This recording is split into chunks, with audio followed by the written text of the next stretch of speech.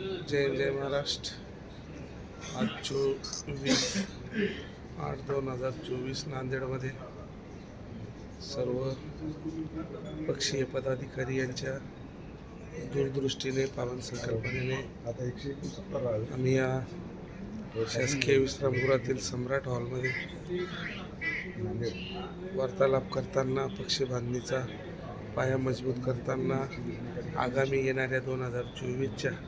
विधानसभेची पायाबांधणी करून सर्व जनता जनार्दन आणि आमचे संपूर्ण सहकारी कार्यकर्ते यांचे मनोबल मजबूत करून त्यांना बिलकुल एक प्रेरणादायक मेसेज ही निवडणूक अगदी भगवा रंग जसा आहे तशी असेल